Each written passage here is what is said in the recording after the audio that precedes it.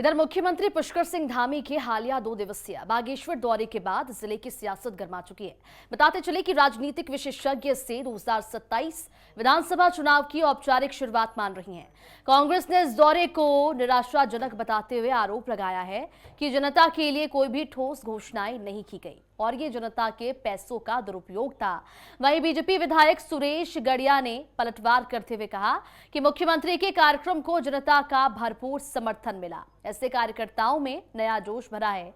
CM के इस दौरे से जिले के विकास कार्यों को गति मिलेगी और यह आने वाले चुनावी समीकरणों की झलक दे रहा है। कुछ पार्टियों के कुछ कार्यकर्ताओं के द्वारा, कुछ नेताओं के द्वारा जो आरोप लगाए जा रहे हैं वो निराधार है, क्योंकि आप सब लोगों को पता है कि भारतीय जनता पार्टी लगातार जनता के बीच में रहती है। भारतीय जनता पार्टी का एक एक कार्यकर्ता आम जनता के सुख और दुख में लगातार बना रहता है। उसके कारण से भारतीय जनता पार्टी जीतती है। आपने अभी पंचायत के चुनाव को भी देखा, निकाय के चुनाव को भी देखा, विधानसभा के चुनाव को भी देखा, लोकसभा के चुनाव को भी देखा।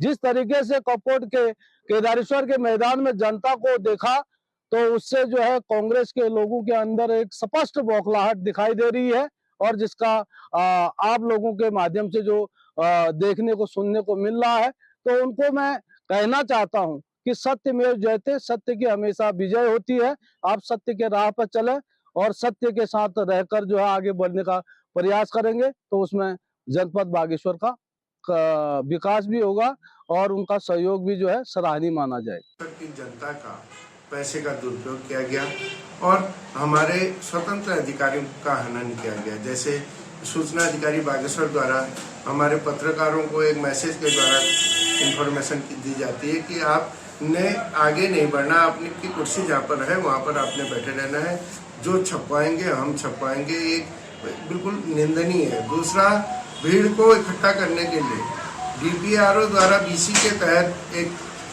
सबको निर्देश दिए जाते हैं कि आपने प्रत्येक ग्राम पंचायत से 4-5 लोगों की भीड़ को इकट्ठा करना है।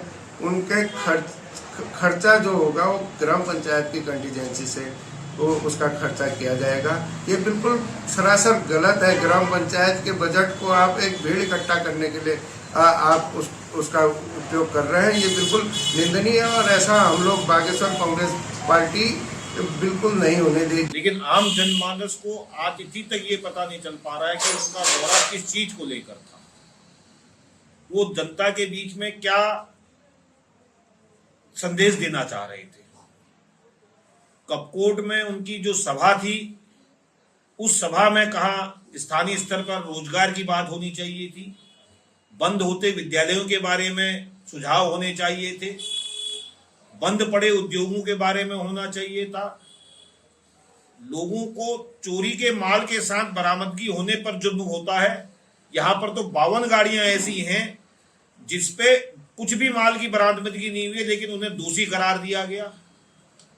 उसके साथ साथ उस पूरी सभा में माननीय मुख्यमंत्री कांग्रेस पार्टी को कोसने के अलावा दूसरा और कोई कार्य नहीं हुआ।